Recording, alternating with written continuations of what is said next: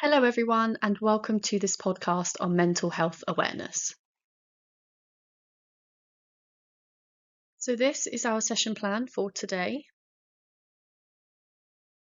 First, we are going to be looking at what the term mental health means, some statistics around the current landscape of mental health, signs and symptoms to look out for of poor mental health, the most common conditions seen in the workplace, some information around suicide prevention, mental health in the digital world that we live in, tips for how to lead an early conversation, leading from the front as a manager or line manager, self-care, including nutrition, hydration, exercise, and sleep, and then finally some resources and further reading.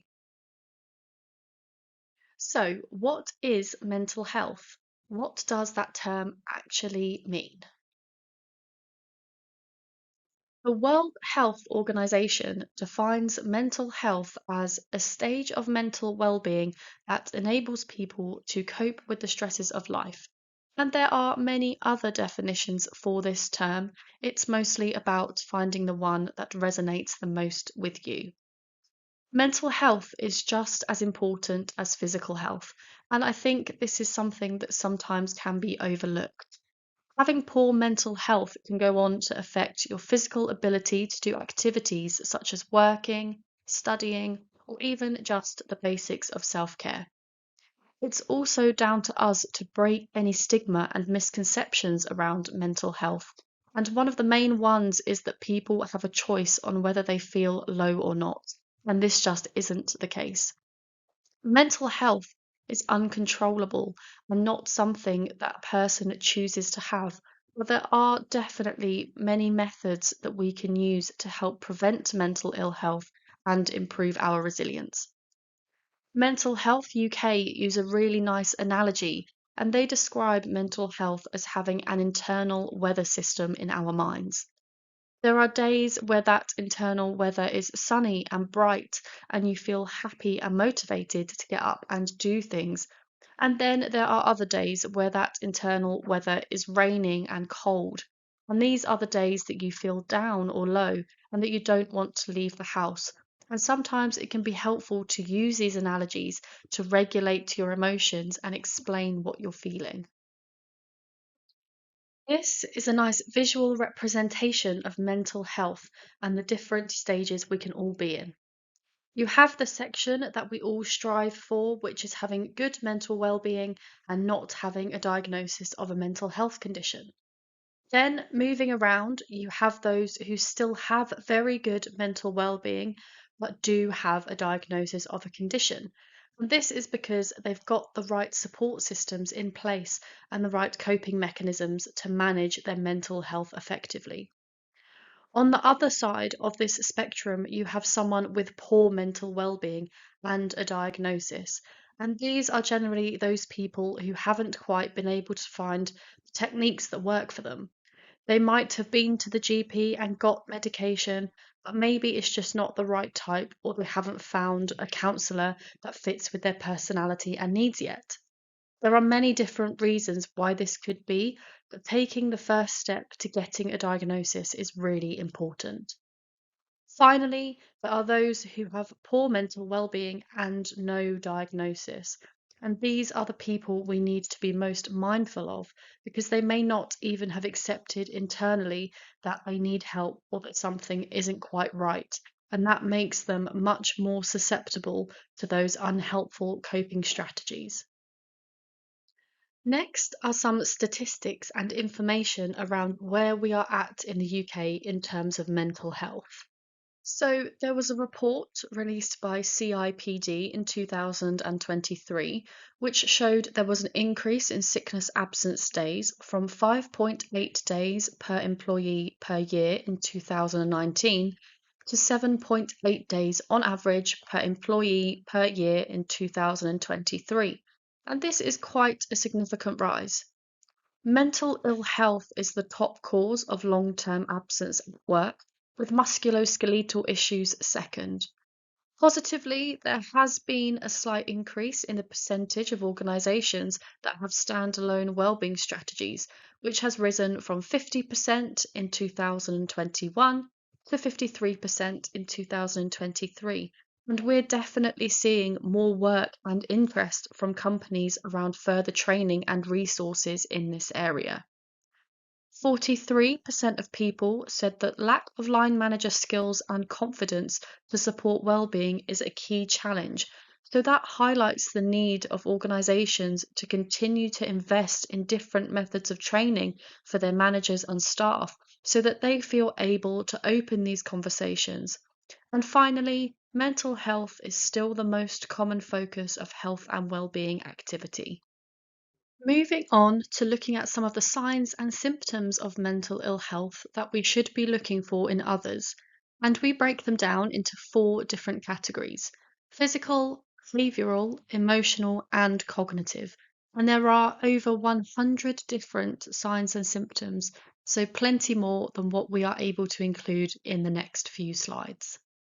First are the physical signs that someone might show, and these are things like tiredness, aching muscles, headaches, poor sleep, looking unkempt, flare-ups of other underlying conditions, problems with their bowels, shaking or teeth grinding.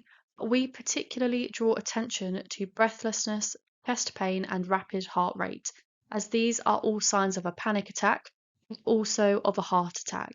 And it can be very hard to tell the difference between them. So it's important to always seek medical attention if you or someone around you is experiencing those 3 things. Then we have behavioral symptoms such as changes to eating patterns, increases in the amount someone is smoking or drinking, taking risks they wouldn't usually, avoiding responsibilities, being restless, showing erratic or unacceptable behavior, being generally negative, being disengaged in meetings, and this is something that is much harder to keep an eye out for in more hybrid and remote working settings because it's much easier for people to have their cameras off or to stay on mute. So if someone is consistently doing that, it's worth calling them separately afterwards just to check in and make sure they're okay. Unplanned or last minute absence and taking on too much work. So there's very much 2 ends of the spectrum. You will have those who avoid work and don't want to engage in anything, and those who will say yes to everything as a way to take their mind off of the situation. Both are signs to watch out for. Emotional symptoms can include irritability or mood swings, being more emotional than normal, feeling anxious or constantly worried, lacking confidence, becoming aggressive, feeling overwhelmed and avoiding other people or situations. And you will definitely have people that are on both ends of that scale. There will be those that deal with situations by throwing themselves into work and activities to occupy their mind and keep busy, and those who want to be alone and don't want to do anything. So it's really important to be aware of both possibilities. Then finally, there are the cognitive signs, which are probably the easiest to spot in the workplace. And these are things such as concentration difficulties. Someone might begin to make poor decisions or rushed decisions, impaired judgment, their performance drops, and they can start to miss deadlines that they wouldn't usually, using poor language, becoming forgetful, and having racing thoughts. Next, we have a nice visual representation of the relationship between pressure and performance. And this essentially tells us that we all need a level of pressure and those deadlines to work to motivate us to get up in the morning. However, it's really important to find the point at which you are able to perform at your optimum. This point will be different for everyone. You will have those who perform much better at lower levels of pressure and those who thrive with lots to do, but it's really not healthy to constantly stay at those elevated levels of stress for prolonged periods of time, as this is when you become a lot more likely to experience clinical burnout. Clinical burnout is purely related to workplace stress and it can be very severe. Statistics show that only 4% of people who are diagnosed with clinical burnout will actually go back to doing their full contractual role. So it's a really serious condition that needs to be looked out for. Our next topic is looking at what the most common mental health conditions are in the workplace. So, the most common mental health disorders are mixed depression and anxiety, with 7.8% of people meeting the criteria to get a diagnosis. And more specifically, in the workplace, 1 in 6.8 people are currently experiencing some form of mental health problem in the workplace, which is obviously a higher percentage than we would ideally like to see. They also found that women who are in full-time employment are nearly 2 times as likely to have a common mental health problem as full-time employed men. And although they don't explain a reason for this, in the research there could be so many possible explanations. There's usually a lot of support that can be found in the workplace for mental health, such as mental health first aiders and employee assistance programs or EAPs. And if you're not sure what is available to you at your organization, it's important to talk to HR or your line manager. Now we are going to move on to looking at some common mental health conditions. Stress isn't technically classed as a mental health condition. However, it does play a huge factor in leading to them or making existing ones worse. Mind defines stress as how we react when we feel under pressure or threatened, and some people will have their own definition or idea of what stress means to them. There are situations where stress can improve productivity, as I explained previously with the pressure performance curve. However, it's very important to learn how you best deal with that stress and make sure it stays at a manageable and productive level. Champion Health released a report in 2023 about workplace health, and they found that 76% of professionals are experiencing moderate to high levels of stress, which is a 13% increase from 2022. And this shows that we need to start becoming more aware of the triggers of this increase in stress within organizations and be able to effectively manage it. They also found that 35% of employees reported their stress levels being experienced at work are having a negative impact on them.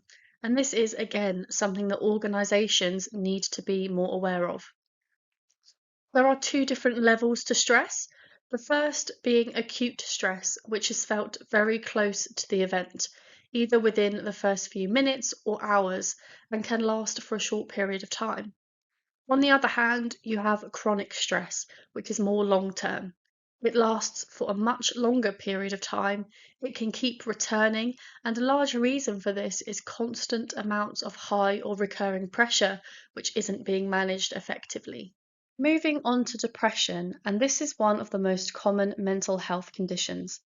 To have a diagnosis of depression, a person has to experience symptoms for over 2 weeks after going to the GP, and they will ask a specific set of questions to determine whether this is what they're suffering from. An individual can experience just one episode of depression throughout their life, or it can be something that is lifelong and needs managing on a day-to-day basis.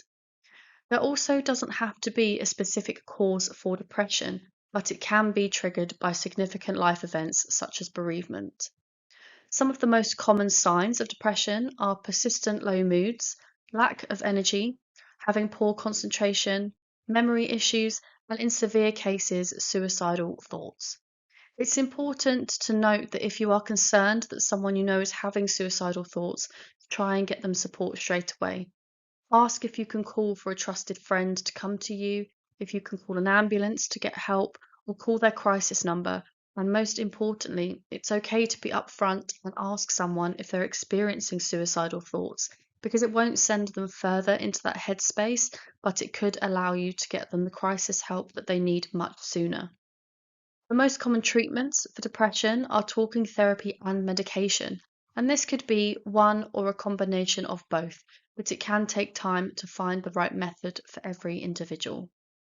Then we have anxiety, and we more specifically look at general anxiety disorder or GAD, and this is more severe than normal anxiety. Much like depression, there doesn't have to be a trigger for this, but it can be caused by a life event that's happened.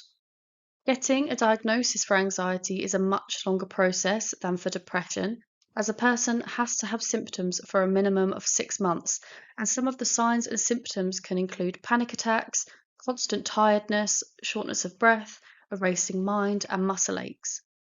There are many more signs and symptoms that someone could experience. Many of them are similar to those found with depression, so it's important to go to a GP to have an assessment. The most effective treatment for anxiety is usually talking therapy. However, in severe cases, medication is also an option. Next, we are going to touch on suicide and how we can tackle this sensitive topic that people can find very daunting to approach. The term suicide is referring to when a person chooses to end their life. And Mental Health UK say that 1 in 5 people think about suicide in their lifetime, which is an extremely high statistic. Someone may be considering or planning suicide for so many different reasons. There could have been a big life event that has taken place that they're unsure how to deal with, financial struggles, mental health problems, and all of these stem from not finding or accessing the right kinds of support that they need. In the research that has been carried out, men are at a greater risk of suicide than women, and in 2019 it was the leading cause of death in men aged between 20 to 49, more specifically in men aged 45 to 49, with 25.5 deaths per 100,000 people. The highest risk age group for women has been found to be between 50 to 54. There could be obvious signs of someone who is struggling with their mental health, or someone could be very good at masking that there is an underlying problem. Some examples of comments that someone might say if they're feeling suicidal are, "I don't want to be here anymore. I wonder what it would be like if I wasn't here." Something similar to those comments. There is so much support that can be found for those who are feeling suicidal, and there will be some links at the end of this podcast in case you need any help or signposting. It can be really scary if you're faced with a situation like this, and it's really important to be non judgmental, stay calm, and be honest about the next steps you're going to take. It's always better if you can get their consent to call a trusted friend or call their crisis number, but if you're in an emergency situation, then calling 999 straight away is the best option. Moving on to looking at mental health and how it can be hugely affected by the digital world that we now live in. It's very rare these days that you will find someone who hasn't used social media and doesn't have some kind of social media account, whether that's Facebook, Instagram, LinkedIn, or another platform. And what we do on these platforms can hugely affect our opinions on the world and also our mental state. Content shown on social media is usually a false representation of someone's life and situation because the content being shared is very selective. Constantly ingesting this type of media can cause feelings of anger, sadness, worry, stress, or jealousy for a number of different reasons, and each of these emotions can have a negative impact on your mental health. It's important to think about the amount of time you're spending scrolling through social media posts and constantly remind yourself that what someone chooses to show is most likely only an extremely small part of their day or life, and it's not always up to date. Some other tips are to unfollow accounts that cause you to have negative emotions. The chances are, if you're feeling negatively towards the same content every day, you shouldn't be looking at it, and it's better to remove it. Try and do a digital detox and delete social media apps from your phone or device for a few days or a week to see the emotional effect that it has on you. Put some thought into what you're posting online and how it might make others feel. If you're posting content that would trigger specific negative emotions within yourself, If you saw it from another person's account, then maybe it's not the type of content you want to be sharing yourself. And finally, try to find positive content as much as possible and be responsible online. Not everything that is available is good information or advice.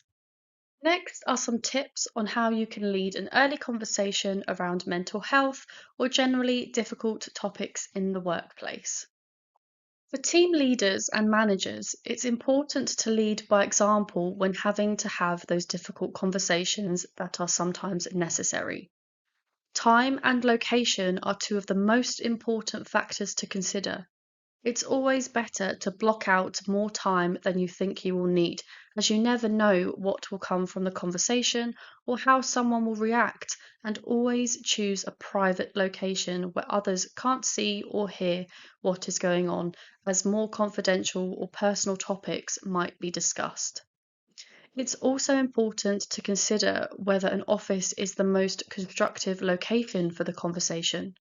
Sometimes taking a walk at lunch or getting a coffee is a much less intense and intimidating space for somebody to open up in. Tackling the problem as soon as it arises and not letting it continue on for a long period of time. Make sure you have all of the facts with you and clear reasons for the conversation. Use active listening skills and allow the person time to think and respond appropriately. And think about your response if they do become upset or possibly aggressive. Knowing the different support resources that are available can be really helpful to show them that your intention is to improve the situation. Make sure you're being careful and thoughtful with the language you're using and explore cultural language differences prior to the discussion. Be empathetic rather than sympathetic. Put a collaborative plan in place before the end of the chat and either schedule regular check ins and catch ups or have a trackable way of making sure there is progress and keep records of conversations. Not every conversation will end in a positive way, and if there was to be a tribunal, evidence of conversations and actions will be very important to have to hand. So, what should managers or line managers be doing to lead from the front? It's really important to normalize having conversations around mental health in the work environment. And sometimes this requires you to be more open about your own struggles so others can see that it is a safe space and that you have an understanding of what they might be feeling. Have any information about mental health first aiders if your organization has them to hand, along with other signposting websites and resources. And most importantly, ensure you're looking after your own physical well-being, such as sleep, exercise, nutrition, hydration, and having a healthy work-life balance. The first part of self-care that we are going to look at is hydration. The NHS says we should be drinking 6 to 8 glasses of water per day, or the equivalent to 2 litres, and this would be more if it was warm weather or you're exercising. Water is used in many processes within the body. It lubricates the joints. 92% of blood plasma is made up of water. It transports the nutrients and the vitamins around the body. We need it for temperature regulation, improving sleep quality, and of course, flushing the toxins out of the body. If you're not drinking enough water, you become at a high risk of dehydration, and in severe cases, this can be a medical emergency requiring hospitalization. There are some really simple tips to follow to try and up your water intake, and these are keeping a water bottle close to you at all times. Use cordials if you don't like the taste of plain water, but stay aware of the sugar content found in these options. Add fresh fruit or lemon or cucumber. Track water intake through an app or smartwatch. Drink a glass of water before every meal. This can also help to make you feel fuller quicker, which also helps you to prevent overeating. And finally, there is the idea of eating your water. And this is especially easy during the winter because foods such as soups and stews have a really high water content. Next is looking at nutrition, and the things we eat and what we consume can have a huge impact on our physical and mental well-being. We all know we should be eating a balanced diet, and this includes carbohydrates, fats, and proteins to ensure our body has everything that it needs to function at its best. Carbohydrates are the body's main source of energy, and we get 4 calories or 4 units of energy per 1 gram of carbohydrate that we eat. And they come in 3 different forms. So we have sugar, starch, and fiber. And when there is an excess amount of carbs in the body, we store it as glycogen in the liver. And our brains function entirely off of glycogen, so it's really important that we have enough carbohydrates in our body. Then we have fats, and we get 9 calories or 9 units of energy per 1 gram of fat. And we use fats to make steroids and hormones. They form virtually all cell membranes, protect our vital organs, and it facilitates the transportation and storage of vitamins A, D, E, and K. They are also the body's primary source of fuel at low levels of activity, which is why things such as walking are really good for weight loss. Extra fat is stored in adipose tissue, also called body fat, and there are different types of fat. So there is saturated and trans fats, which are found in takeaways, processed foods, pastries, cakes, and in a lot of low-fat foods. And these are the ones we should try to avoid or have in moderation. And we should be trying to eat more of the healthy fats found in foods such as eggs, nuts, avocados, full-fat natural yogurt, and oatmeal. Lastly, we have protein, and we use this for our hair, skin, nails, bones, and for muscle growth. Proteins provide our body with amino acids, which make up the majority of the cell structure, and in extreme cases of starvation, the body will start to use muscles to provide us with the energy, which is also called muscle wasting. We get the same amount of energy from protein as we do from carbohydrates, so 4 calories or 4 of those energy units per 1 gram. But this is primarily used in other functions before it's used as an energy source. Examples of healthy proteins are fish, chicken, white meats, tofu, corn, and 0% Greek yogurt. Next is exercise, and the NHS says that we should be aiming for 150 minutes of moderate activity or 75 minutes of vigorous activity per week. They define moderate activity as things such as walking, riding a bike, or dancing, and vigorous activity as things like martial arts, football, and gymnastics. It's important to find something that you enjoy, as you're much more likely to stick to this and turn it into a healthy habit compared to forcing yourself to do something you don't like. And it can help if you have a workout buddy or a personal trainer to keep you accountable. There has been research to show that not only does exercise have great mental health benefits because it releases those endorphins or happy hormones, but it can also reduce the risk of early death by up to 30%, which is amazing. You can adapt your exercise routine and activities to match your end goal. For example, for those wanting to lose weight, walking is great, and for those who are aiming to build muscle and tone, lifting weights and using resistance activities is much more beneficial. Lastly, we have sleep, and this is vital to our mental and physical health. We should all be aiming to get between 7 to 9 hours of sleep per night, and if you are consistently getting less than this, it can cause negative physical and mental impacts. Men who routinely sleep 4 to 5 hours per night were found to have a testosterone level equal to that of someone 10 years their senior. And in another study, they found sleeping for 4 hours per night led to a 70% reduction in natural killer cells, which we need to have an effective immune system. So impacts can be massive. For many people, if they start to struggle mentally, sleep is one of the first functions that is affected. This could be because of feelings of anxiety or the mind being filled with racing thoughts, making it hard to get into that relaxed state we need for sleeping. It's important to try and stick to a regular nighttime routine where possible, including having the same bedtime, keeping the bedroom at a slightly cooler temperature, wear clothes that are breathable, and avoid using phone screens or watching the TV before bed because of that blue light. Finally, we just have some resources and further reading that you might find useful. First link is to the HSE Stress Management Standards, and for HR managers or line managers, this is important to be aware of.